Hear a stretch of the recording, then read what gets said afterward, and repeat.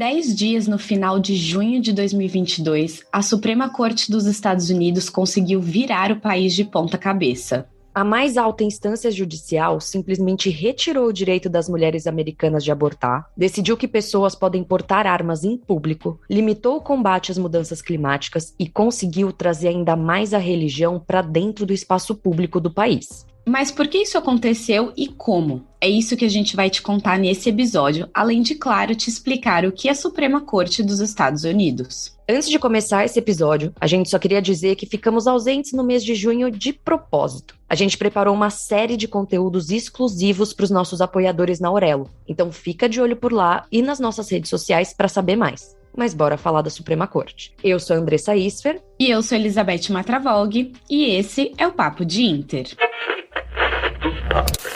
Notre volonté. Make America great again. Con esos sueños en marcha.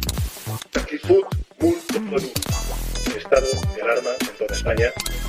We did it, Joe.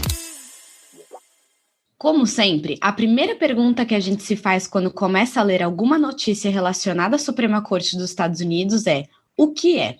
A Suprema Corte é o mais alto tribunal dos Estados Unidos, responsável por analisar e julgar todos os casos e controvérsias da Constituição ou das leis do país. É a Suprema Corte que tem a palavra final e tem como objetivo, abre aspas, garantir ao povo americano a promessa de justiça igual perante a lei, fecha aspas, além de se denominar uma guardiã e intérprete da Constituição. Ou seja, falando no português bem claro, são eles que ditam as regras e analisam casos que estão dando treta, como foi recentemente. 4 pontos importantes que você precisa saber da Suprema Corte. São eles: ela é composta pelo chefe de justiça e por mais 8 juízes, sendo que o poder de indicar esses juízes é do presidente dos Estados Unidos. E quem de fato bate martelo sobre o nome a sentar na cadeira é o Senado. E o 4º e último ponto é que esses cargos são vitalícios. E o Senado é o mesmo que fica alternando entre maioria democrata e maioria republicana. Ou seja, o presidente dos Estados Unidos ter uma maioria no Senado não só ajuda a governar, como também traz uma baita vantagem em relação à Suprema Corte. Mas de volta à Suprema Corte, atualmente apenas 3 juízes são progressistas,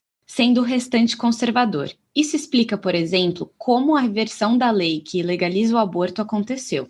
Se você não lembra, essa guinada mais conservadora rolou durante o governo de Donald Trump. Na época, uma juíza democrata faleceu e Trump logo viu essa vaga aberta como uma oportunidade, indicando um nome. Rolou a votação no Senado, que na época era de maioria republicana, e como uma matemática bem clara, Amy Coney Barrett assumiu o posto. Se a gente bem lembra aqui, essa confusão toda rolou durante as eleições para presidente no país. Na época foi levantada a questão se seria justo Trump decidir o rumo da Suprema Corte com poucos meses para acabar o seu mandato. Trump é o que tem mais juízes nomeados por ele, que são 3, enquanto os outros foram indicações de Bush e Obama. Enfim, como vimos nas últimas 2 semanas, Trump pode não estar mais no poder há mais de 2 anos. Mas suas decisões lá atrás ainda impactam e muito o país. E o Biden tá meio numa sinuca de bico sem ter muito o que fazer, mas ele tá tentando mudar isso. Ketanji Brown Jackson é a primeira juíza negra da história da Suprema Corte a tomar posse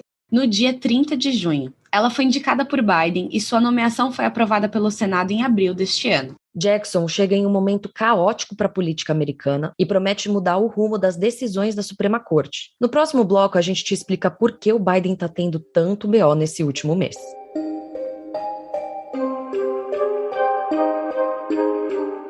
Primeira decisão a chocar todo mundo ao redor do mundo foi a reversão da legalização do aborto. A lei conhecida como Roe vs. Wade tinha sido aprovada em 1973 e reconhecia o direito constitucional das mulheres a interromperem a gestação em até 28 semanas. Ou seja, em outras palavras, se entendia que essa lei estava na Constituição do país e isso significava que todos os estados eram obrigados a segui-la, mesmo que cada um tivesse as suas regras e interpretações. Mas em junho de 2022, a Suprema Corte concluiu que não há na Constituição dos Estados Unidos nada que fale sobre o aborto, sendo a favor ou contra. Então, que não fazia sentido entender que esse é um direito constitucional. A Constituição é de 1787, apenas um detalhe. Pois bem, logo depois de anunciar isso, o Missouri, que já batia bastante o pé com relação a essa lei, baniu o aborto em todo e qualquer caso, incluindo estupro ou incesto.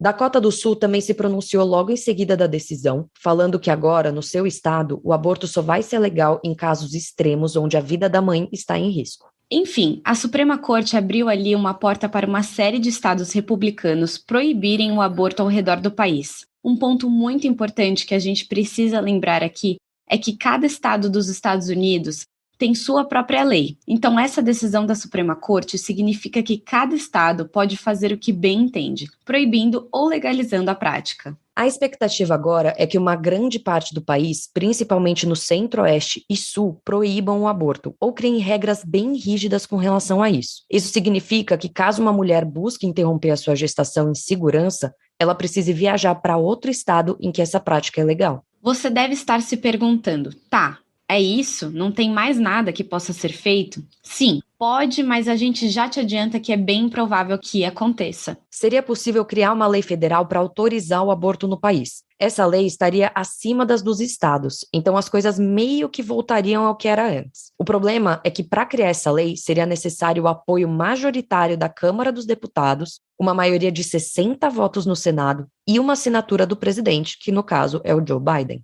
E se você olhar de perto, a maioria da Câmara é a favor, assim como o presidente, então teria uma esperança. Mas o problema mesmo é o Senado, que a gente já comentou mais cedo. Atualmente o Senado está dividido meio a meio, então seria improvável conseguir os 60 votos a favor.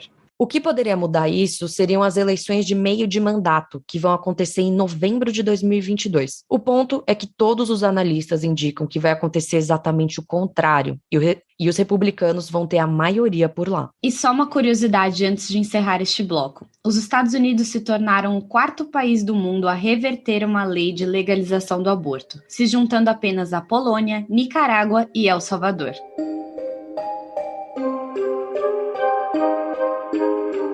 Uma outra decisão polêmica recente da Suprema Corte é com relação ao porte de armas nos Estados Unidos. Coincidentemente, a gente aqui do Papo de Inter fez um episódio sobre as leis envolvendo porte e posse de armas por lá, depois do atentado de Uvalde. Dias depois, a Suprema Corte anunciou a sua decisão. E até contando um pouco sobre o backstage aqui do podcast. Depois do atentado em Uvalde, todos os dias eu e a Andressa a gente ficou se mandando notícias de novos tiroteios que rolavam lá nos Estados Unidos. A gente perdeu a conta de quantos links a gente se mandou uma para outra. O mais recente foi o próprio 4 de julho, um grande feriado lá nos Estados Unidos que comemora a independência do país. O caso rolou durante um desfile em Highland Park, em Chicago, onde até o momento 7 pessoas morreram e mais de 30 estão feridas. O atirador de 22 anos foi preso e, segundo a polícia, ele comprou um rifle legalmente no estado de Illinois. Mas de volta à decisão da Suprema Corte, como a gente explicou lá no episódio 46, está na Constituição dos Estados Unidos que o americano tem direito a porte e posse de armas. Só que não tem escrito no documento de 1787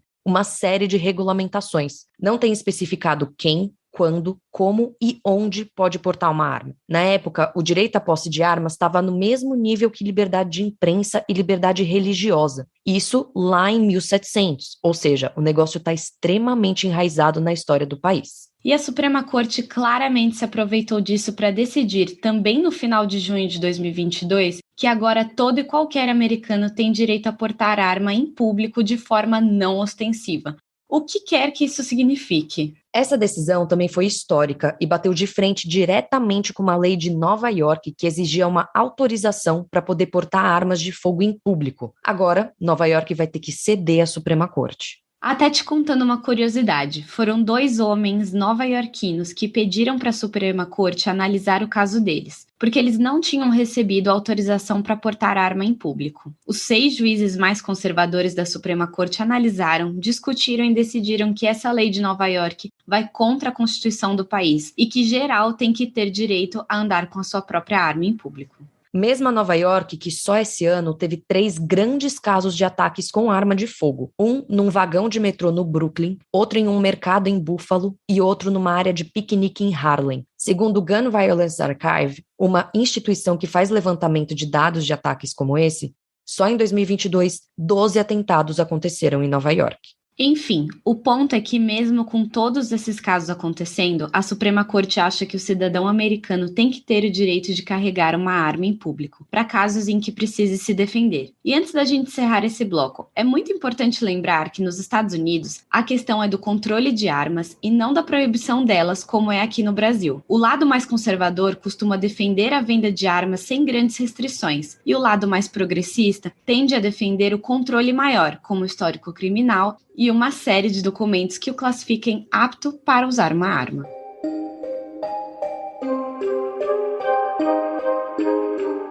E como a gente bem falou aqui, o conservadorismo está bem presente na Suprema Corte. E junto com ele, a gente não pode deixar de falar de religião. E ela está presente nas últimas decisões da Corte. Depois do aborto e das armas, a Suprema Corte expandiu os direitos religiosos de funcionários públicos. O que rolou é que um técnico de time de futebol de uma escola no estado de Washington foi proibido pelo colégio de rezar antes das partidas. O treinador entrou na justiça contra a escola e o caso ganhou uma proporção gigantesca. Por também 6-3, a Suprema Corte concedeu o direito do técnico de rezar antes dos jogos, por entender que se trata de uma questão de liberdade e proteção à religião. E a Suprema Corte não só afeta a religião, não. A questão do meio ambiente também entrou na roda. Na última semana, os juízes emitiram uma sentença que limita o governo dos Estados Unidos de criar medidas para reduzir as emissões de carbono de centrais de energia. E essa era uma das ações que estavam nos planos do governo Biden. Basicamente, a Agência de Proteção Ambiental, que mede e controla a emissão dos gases de efeito estufa, perdeu boa parte de seus poderes e agora fica refém a uma decisão que não deve ajudar em nada o meio ambiente. Mas calma, do jeito que a gente está falando aqui, parece que o Biden está só apanhando da Suprema Corte. E ele meio que tá, mas também conseguiu uma vitória importante em meio desse caos. No dia 30 de junho, a Corte derrubou a política de imigração de Trump, que obrigava imigrantes mexicanos a esperarem o pedido de asilo no México. Biden alegou que essas pessoas eram colocadas em abrigos com condições péssimas, sujeitas à exploração sexual e a sequestro. Muitas dessas pessoas eram obrigadas a ficar sem trabalhar à espera de uma resposta do governo americano. E apenas um detalhe, nem todas essas pessoas eram do México. Algumas vinham de outros países e eram obrigadas a ficar do outro lado da fronteira, esperando por um asilo. E é o que a gente falou. Decisões polêmicas é o que não faltam, mas essas são as principais que você precisa ficar de olho.